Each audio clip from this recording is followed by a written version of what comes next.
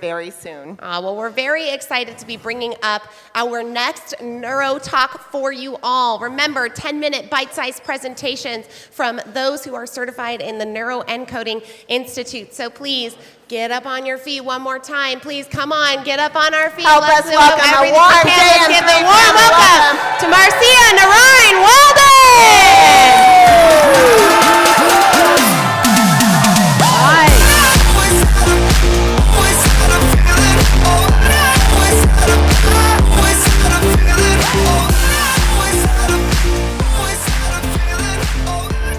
Okay, so I was trying to dance backstage. I almost had a heart attack. So let's all try to take a deep breath. Take a deep breath in. All right. Is there someone in your life that you will never forgive, no matter what? What they did was so heinous, was so awful, that you wouldn't even spit on them if they were on fire. Everybody has somebody like that in their life. And if you don't, then you're that person for somebody else. I am here to tell you that everyone and everything is forgivable. You don't believe me? Let me tell you a story. I met him in a bar in the Virgin Islands. I was in my 20s. I was working 80 to 100 hours a week as a high-powered lawyer in a New York law firm, making $200,000 a year, and I needed a break. So I went to the Virgin Islands. He was actually on a first date with another woman when I first met him, but he was so charming, I gave him my number. He got into a bar fight that same night, but he was so charming that I spent the rest of my vacation with him. Blame it on the alcohol. And he was so charming that when I went back to New York, I actually had him come up to New York to live with me because I missed him. Look at your mouth. I see you. I see you. Blame that on my bad boy complex. And before you think I was reckless and crazy, which I was, the woman he dated before me, she owned an island. That's how charming he was. And don't judge me. We're in Las Vegas. Some of you guys probably did some crazy, reckless stuff last night. He could light up any room with his smile. That's the kind of guy he was. He was the most generous, kind, loving person you could meet until he drank. And like that first red flag of the bar fight, which I should have known better, there were so many others. On one occasion, he threw me against the wall with my newborn in my arms, causing me to be dizzy and see stars for weeks. On another occasion, he punched a hole in the windshield of my car. His fist came this close to my face. Glass showered over the car, and I said, "You could have killed me. You could have blinded the baby." He said, "Yeah, I know. I want you to know that too. I can kill you any time I want." And yes, I called the police several times, but that was never a deterrent. And then one time when I called the police, 6 New York City police officers came to the house, and he said, "Shoot me out," otherwise known as suicide by cop. So I picked up my newborn, left everything I owned, and moved back to Florida that next day. Even after we no longer had contact, that connection between my heart and his almost killed me. I became very cold.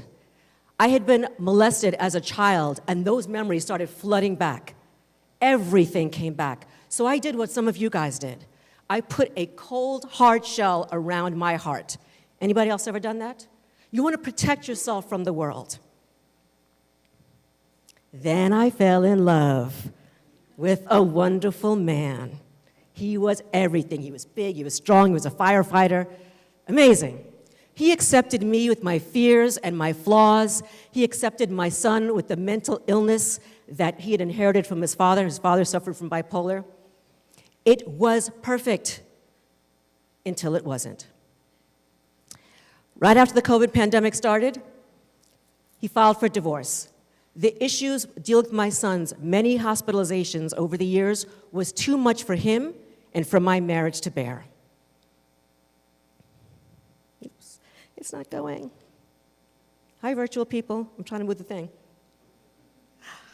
There you go. Whoops. Let's go back. Years after leaving my son's father, I ended up in the hospital 6 times in 6 years for what doctors thought were heart attacks and strokes. But see, I'm still smiling because I like to smile. So, during the pandemic, I did what many of you guys did. Is that working? I looked inward because losing my marriage, being surrounded by death and dying, made me go inward. I got more into meditation, more into mindfulness, more into Reiki. I went to a hypnotherapist and then I got certified for hypnotherapy myself. I did all of those things. I became Zen as fuck. While you guys were learning how to make banana bread, I was deep. But look at that, chakras on my arm and everything. I was still going to the hospital with heart attack scares. And it wasn't until I spoke to my spiritual advisor and she told me, your heart will continue to attack you until you learn forgiveness. Well, that was a no-go for me. Because the hardness in my heart was completely justifiable because of all the people who had let me down and hurt me. Now, 62% of Americans believe that they need more forgiveness in their life. I was part of that 38%. I didn't believe that. Here was my view. If you did something wrong, you needed to say you're sorry, you needed to atone, you needed to suffer, and you need to never do it again. Anybody else like that? Okay. But something had to change because it was no coincidence that the issues in my heart were where the anger was, and in my head where I was ruminating and keep thinking of all those memories. And here's the thing, I needed to make a change because I am too young and too cute to end up back in the stroke ward again. So here's what I learned about forgiveness. Forgiveness can affect your brain. One of my Amen brain trainers, you know this, right? Anger, your brain actually looks different when you're angry, happy, or sad. And anger will slowly kill you, and that's what was happening to me. I was angry at my son's father for having me in a constant state of hypervigilance. I was angry at my ex-husband for filing for divorce in the middle of a pandemic when my son was being hospitalized, when my father was dealing with dementia. I was angry at my son because I went through so many retirement funds just to deal with his mental health and his addiction issues. I was angry at that family friend who refused to acknowledge it when I finally had the courage to confront him about what he did to me. Being angry and being smug about it was eating me up on the inside. Anybody else ever played that blame, shame, and complain game? That's what I did. And anybody else have these symptoms up here, no matter how much medication you take? That's what was happening to me. I wasn't gonna get an apology. I wasn't gonna get my retirement fund back. I wasn't gonna get my childhood back. So something had to change. And then I learned about the healing powers of forgiveness. It can reduce your stress, your blood pressure, your heart attack risk. And it can improve your sleep, your immune function, and so many other things. So the why was obvious. How do you forgive the man who tried to kill you? How do you forgive the man who sexually abused you as a child? How do you forgive the man who files for divorce during the pandemic and, by the way, chose to live in the same building? This all sounds great, but how do you actually do it? How do you forgive the person that doesn't apologize? First, it's important to know what forgiveness is and it is not. It is not justice. It is not reconciliation. It is not the byproduct of an apology. It is not getting even. It is not letting somebody get away with it, and it is not weakness. Forgiveness is the strongest thing you can do. What is it? It is showing empathy, kindness, and compassion to the person that hurt you. It is thinking, what kind of pain does this person have to be in to cause this kind of pain to somebody else? So I worked on this like a full-time job, right? I spent months working on self-love and self-forgiveness and compassion with my neuro-linguistic programming training that I had. I got certified in hypnotherapy. I self-hypnotized. I did mirror work. I did EFT. I did tapping. I did all of that. And after I forgave myself, after I loved myself, I was ready to forgive other people, not for them, but for me. I started using the Hawaiian forgiveness practice, Ho'oponopono. Anybody hear that? Good, then you're gonna do it right now, okay? I want you to pick that person that you don't wanna go to the holiday dinner with because you know they're gonna be there, all right? And I want you to close your eyes, and I'll say it, and you're gonna repeat it after me. And virtual people, you do it too, because I see you, okay? So close your eyes. I love you. I'm sorry. Please forgive me. Thank you. Some of you are like, that was great. I still hate that asshole. That's fine. But I did this hundreds of times a day. I did it all the time. I fell asleep to it. It entrained in my mind. As Joseph says, you must repeat. And then it became automatic. It's not going to happen overnight. But when my ex-husband, who lived in the same building, got COVID, I took food to his house. The molester, I helped take care of him in his dying days. So, a few months ago, my son's father died, alcohol poisoning at age 50. Okay.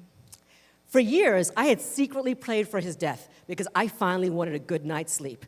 For years after I left him, I slept with a knife under my bed. I was always scared. But I had forgiven him before he died, even though he didn't ask for it, and even though he continued to terrorize me for it. So when I learned about his death, I flew to his family's home in St. Louis. I picked all the pictures for the program. Every picture I picked, I said the forgiveness prayer. I wrote a eulogy. And then, when I came back to Miami, I spread his ashes over my balcony and had a shot of Hennessy in his honor. It's his favorite drink. And I did it with love.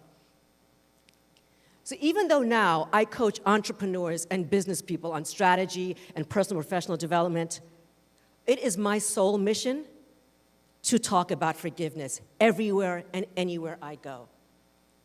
And I wrote a book chapter. I was asked to write about business strategies. I said, nope, I'm writing about forgiveness.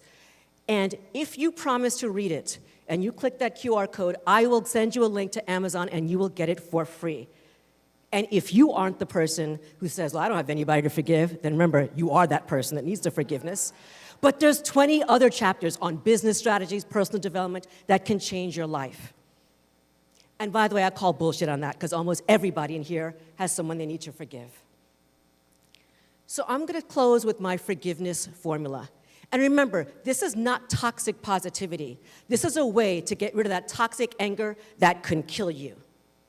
F, forget what you think forgiveness is supposed to be. O, own your own role. I apologized to people before I forgave. Well, not the molester, but everybody else. Okay? R, resist that need to be right or to get an apology. You may never get it. You can forgive, but you don't have to forget. And you can love them from a distance. G, go at your own pace. Forgiveness takes time. The best thing that happened for me during the pandemic is I was stuck in my house for 2 years and could work on this. It takes time. You will have setbacks. Don't give up. I, investigate some non-traditional ways to think about forgiveness, like neuroencoding. V, vanquish that victim mentality. No one wants to hear it. And E, enjoy the peace and the ease that comes from living in the present. I'm Marcia Narine Weldon, certified neuroencoding specialist, and I love you.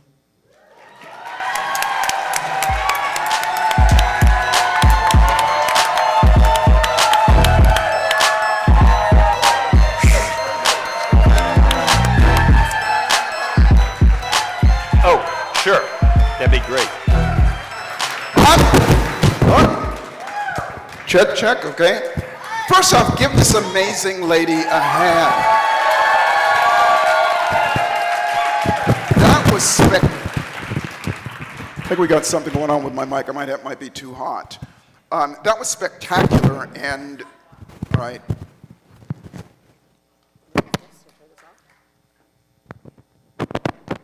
I'll use one of these.